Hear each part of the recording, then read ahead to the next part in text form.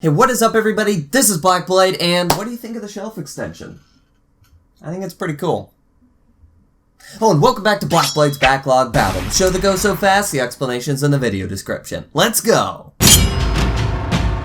For Honor is about what to expect from a modern Ubisoft game single-player offerings. The graphics are mind-boggling, and that's about it. I was always uncertain about getting this game as I loved the premise, but knew it was more focused on the multiplayer and had no intention of getting another PvP-focused game I never touch. However, one day I found it available for download with Xbox's Games with Gold and had no hesitation in getting it. As I mentioned it to start with, I'll touch on the visuals first. I vividly remember how impressed I was by the pre-rendered graphics in Assassin's Creed Revelations, and this game basically looks like that throughout the entirety of it. Not once was my immersion dropped by an oddly textured prop or any facial animation glitches. The animations in particular had a lot of subtlety, making the entire experience feel very cinematic. Different animation scripts blended near seamlessly, and it made following the game simple and comfortable. As such, getting the impression from the graphic design this would fall under the flag of cinematic gaming, my expectations for the story adjusted accordingly.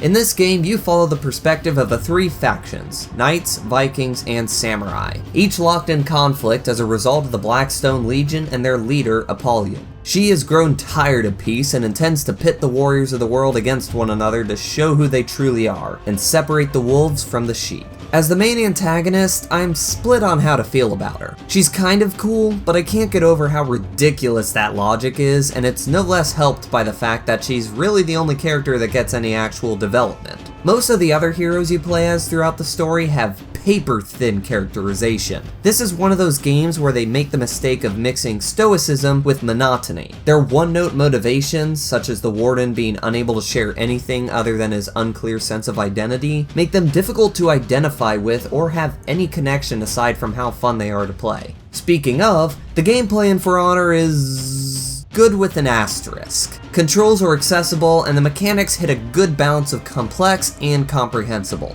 As almost every level in this game is some kind of middle-aged fortress assault, something I'll always have a soft spot for in anything, you get a good taste of excitement. This game, at its best, does a terrific job at delivering a sense of power fantasy. The problem with the gameplay comes in difficulty. I started this game off on normal difficulty and found it way too easy for me, so by the second mission I had already switched over to hard. It remained incredibly easy, not being at risk of death until the final boss of the Knights campaign. I was a tad bit frustrated, but eventually the game shifted to becoming far too punishing by the later half of the Samurai campaign. In other words, I found this game had no satisfying difficulty level, and it hurt my experience considerably. Unfortunately, I don't have much more to talk about with this game. The other aspects of this game felt too generic to offer any interesting discussion points, such as the collectibles or the soundtrack. Clearly, this game is not intended to be a single-player only experience, so my thoughts on the campaign are not indicative of For Honor as a whole. That said, this series is about what I get from the games I play, and while I certainly had fun with it and can see myself going back to try the online some point, this game was not worth the wait.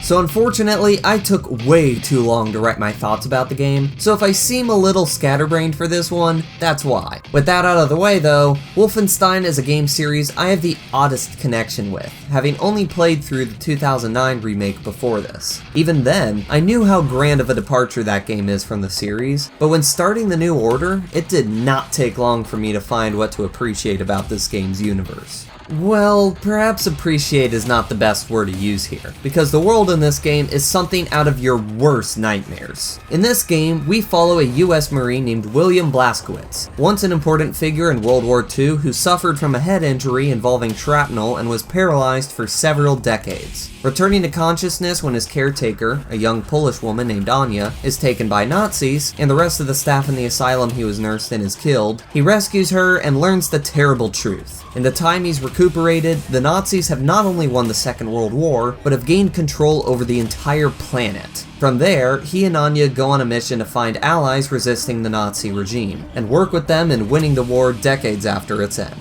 Yup, if you haven't experienced this series for yourself, it's a bombastic premise to say the least, but it plays into that part well. The surprising aspect is how they managed to juggle an absurd premise with a powerfully resonating story. This is done through something not commonly of note with video games. narrative presentation. This story is told in an interesting way, filling the time between moments of conflict or plot advancement with the inner thoughts of our character. I love how much it says about Blazkowicz. He's essentially a case of the classic American soldier archetype, helmed by a more modern-influenced writing direction. His traditional upbringing and black and white outlook on the world is shown not as a good or bad thing, but simply who he is, and they use that to great effect in his interactions with other characters. The one that most clearly comes to mind is Jay, who has some strong words for Blazkowicz that offer terrific commentary on racial segregation, yet in addition also understands their shared foe and finds common ground that they might not only work together, but come to value each other's presence. Seriously though, that speech he gives about oppression is one of the most emotionally charged and moving things I've ever heard in a video game. Check it out if you haven't heard it before. It deserves to be iconic. You know, I must admit I did not expect to spend so long talking about the story and a summary of my thoughts on a Wolfenstein game, but I guess it makes sense. The most powerful messages are the ones you're not expecting, you know? Anyway, let's talk about that sweet, delicious id Software shooter gameplay. Honestly, I found it interesting just how many of the aspects I appreciate about this game's combat mirror my comments on Fear. I didn't expect to make callbacks to other games discussed in the series so soon into it, but here we are. The most notable positive aspect I found both games to share is the enemy AI. While I didn't find myself full-on outsmarted by the enemy in this game as in Fear, there were moments in my playthrough where I found a sequence a million times more difficult, all because the enemy actually knew what positions to take, when to push up or stay behind cover, and just generally do all they can to gain an edge in the fight. Speaking of difficulty, I played through this game on hard mode and I felt it juggled that challenge quite well. Now having played it, I have absolutely no desire to try out Uber difficulty, but in looking for a satisfying test of FPS skill, with the exception of a few bits that aren't the most balanced, this game does a great job at providing that.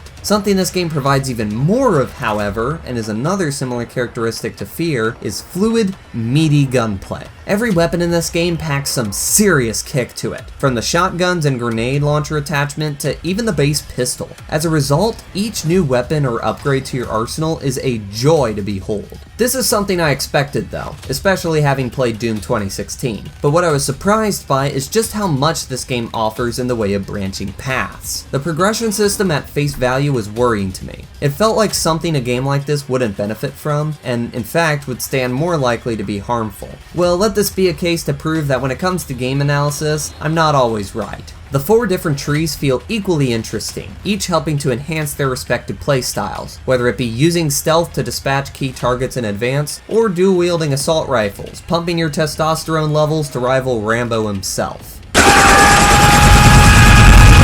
What makes it work so well though is 2 things. That all perks are acquired by completing different challenges that require you to verify your approaches, and that you're never streamlined to choose a single branch or even acquire all the perks from it. While some do require completion of others to unlock, most simply ask you to complete the unlock requirement and leave it at that. It's the kind of system I think a lot of progression-based games could benefit at giving a try, but in the meantime, it suits this game very well. The soundtrack is a strange case, but a good one nonetheless. Composed by Mick Gordon, going back to this after his other works for id Software games feels like the musical equivalent of a character arc. While not bad by any means, what I found strange is I would play through about 40 minutes to an hour at a time with the soundtrack not really standing out to me, and then a track would come on with so much energy and flair that it would blast through my speakers and provide unceasing cervical pain from all the headbanging that ensued. The worst case of these sudden injuries was the final boss, whose fight theme feels like the catalyst of all the unleashed chaos that makes the modern Doom soundtrack so phenomenal. There is definitely a lot more to be said about this game, and I find it interesting that, while people are certainly familiar with it, it doesn't seem to have the same landmark fame as all other modern id Software shooters have attained, good or ill. I feel that should change. The New Order is a terrific game, and I believe it would be interesting to give this game a full-fledged review someday. Time will tell whether I follow through on that, but for now,